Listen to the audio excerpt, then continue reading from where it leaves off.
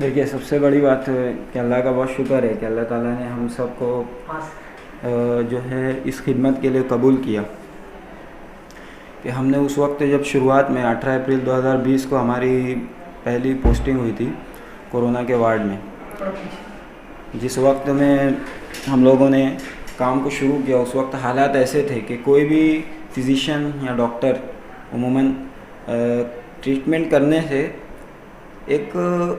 ڈر نہیں بولنا چاہیے، یا بولنا چاہیے کہ احتیاط کے زمرے میں تھے وہ ہم، کیونکہ میرے جو سینئرس ہیں، میرے جو بڑے ڈاکٹرس ہیں، میں ان کے لیے یہ کہنا چاہوں کہ اس وقت ان کے پاس میں کوئی راستہ متعین سامنے نظر نہیں آ رہا تھا کہ کس طریقے سے ٹریٹمنٹ کرنا چاہیے. اور اس وقت میڈیا بولنا چاہیے یا پھر گورنمنٹ نے جو کنڈیشن کریٹ کر کے رکھی تھی، جو انوائرنمنٹ کریٹ کر کے رکھا تھا اس وقت، تو اس میں کام کرنا ایک بہت بڑا چیلنج تھا. تو اللہ کا شکر ہے کہ گھر والوں کی سپورٹ سے، ہمارے سینئر ڈاکٹرز کی رہنمائی میں ہم نے کام کی شروعات کی. اور جب اندر جا کر کے دیکھا، پچھلے سال کی میں بات کر رہا ہوں کہ اپریل 2020 کے اندر، تو ماشاءاللہ یہ چیز سمجھ میں آئی کہ جس طریقے سے بیان کیا جا رہا ہے اس طریقے کا کورونا نہیں ہے. کورونا ایک اپنی بیماری ہے، وہ اپنی جگہ حقیقت ہے، اس سے نہ کسی نے انکار کیا، نہ کسی کو انکار کرنا چاہیے، کیونکہ ہم اس کو تقریباً جب سے شہر میں ہیں ہم دیکھ رہے ہیں. لیکن جس حد تک کہ اس سے ڈرایا جا رہا ہے وہ غلط ہے. ہاں، یہ ایک عالمی طور پر مانی ہوئی بات ہے کہ اگر 100 پازیٹیو افراد ہیں جن کے اندر واقعی طور پر 100 ٹیسٹ کرنے کے بعد 100 لوگوں کو پازیٹیو مانا گیا، تو اس میں سے 3 یا 4 لوگوں کو تکلیف زیادہ ہوتی ہے. بقیہ جو 95 اور 96 جو افراد ہوتے ہیں ان کے اندر یا تو بہت ہی ہلکی سمٹم ظاہر ہوتی ہے یا میں نہیں بھی ہوتی. اور اس چیز کا مظاہرہ ہم نے دیکھا ہوا تھا اس پچھلے سال جب منصورہ میں ہم نے اس کام کیا، تو تقریباً 120 پیشنٹ ہمارے پاس میں تھے. اس وقت 120 پیشنٹ کو اس طریقے سے باہر سے دیکھا جاتا تھا کہ یہ کوئی اور مخلوق ہے، لیکن اندر حالات یہ تھے کہ وہ ہمارے ساتھ میں بات چیت کرتے، کھیلتے کودتے. اور اس کے بعد پھر ایک دور ہم نے دیکھا کہ فاران ہاسپٹل کے اندر جو DCH بنایا گیا تھا، DCH کے اندر ایسے مریض رکھے جاتے تھے جو واقعی میں کورونا کے ذریعے جو کمپلیکیشنز یا جن کو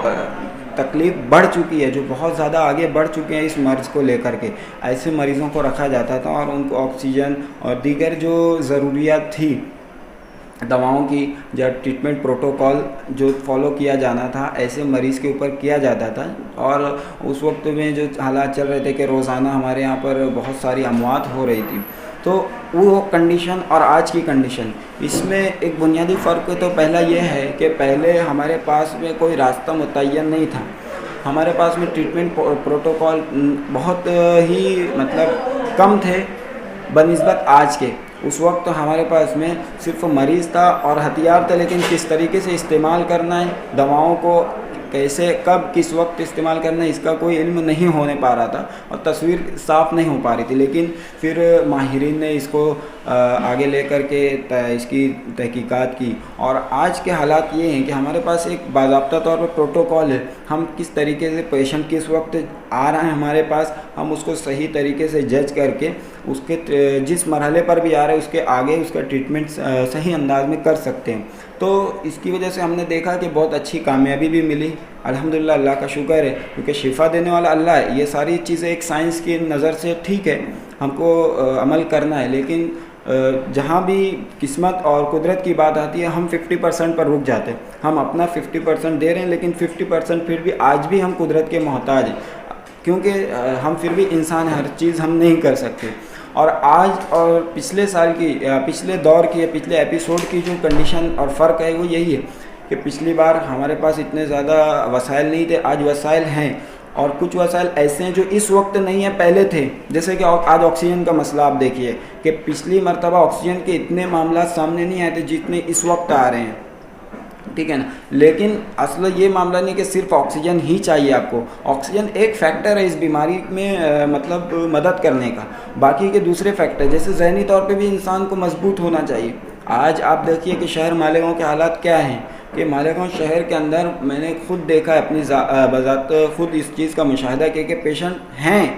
یہ نہیں کہہ رہا ہوں کہ نہیں ہے، پیشنٹ ہیں، لیکن الحمدللہ کہ ان کے اندر یہ چیز جو ذہنی طور پر وہ تیار ہیں کہ جو بھی ہوگا ہم نے دیکھا ہے کہ جو بھی ہوگا وہ اللہ کی مرضی سے ہوگا. تو ذہنی طور پر ایک تو مضبوطی ہمارے اندر, اور دوسری بات جو ماسک نہیں لگانے سے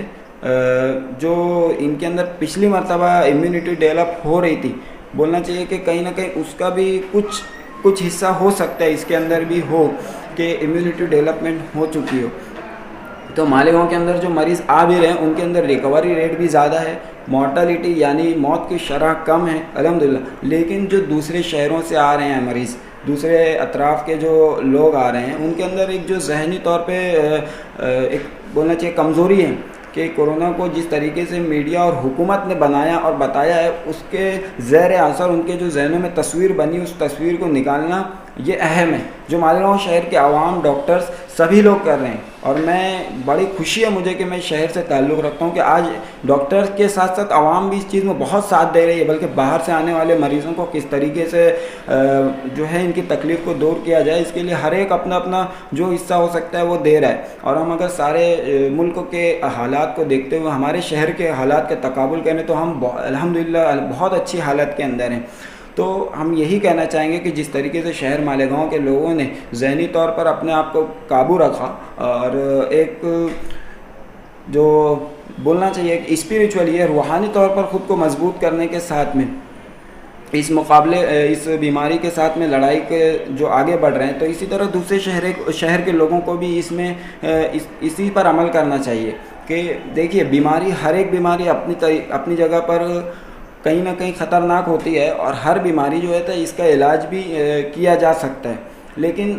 بیماری سے ڈر کر کے جس بیماری کو بڑھانا یہ کوئی عقل مندی کی بات نہیں ہے. اس لیے جو بیماری ہمارے سامنے ہے اس کا ڈٹ کر کے ہمت کے ساتھ مقابلہ کرنا چاہیے. یہی میرا ایک مطلب پیغام ہوگا, کیونکہ ہم یہاں پر دیکھ رہے ہیں کہ ہم کسی کو زندگی اور موت تو نہیں دے سکتے. ہمارے ہاسپٹل میں بہت سارے مریض ایسے بھی آئے جن کے بارے میں کہہ دیا گیا کہ اب یہ مریض جو ہے بچ نہیں سکتے. آپ کسی بھی تھوڑا میڈیکل پرسن جو ہوگا اس کو بھی پتہ ہوگا کہ آکسیجن سیچوریشن جو ہوتا ہے وہ 38 یا 38 یا 40 جو پرسنٹیج ہوتا ہے, اس پہ کنڈیشن کیا ہوتی ہے, اور اس کے بارے میں ڈاکٹرز کیا کہتے ہیں کہ یہ پیشنٹ زندہ رہے گا یا مرے گا. ایک طریقے سے پیشنٹ خود یہ سمجھ لیتا ہے کہ اب میری آخری لمحات آ چکے ہیں. اور الحمدللہ یہاں پر فی الوقت میں خود سکس سگما ہاسپٹل کے اندر دیکھ رہا ہوں کہ ایسے کچھ مریض ہمارے پاس میں آئے اور بر وقت طبی امداد ان کو دی گئی, اور الحمدللہ کہ ان کے آج کنڈیشن ایسی ہے کہ وہ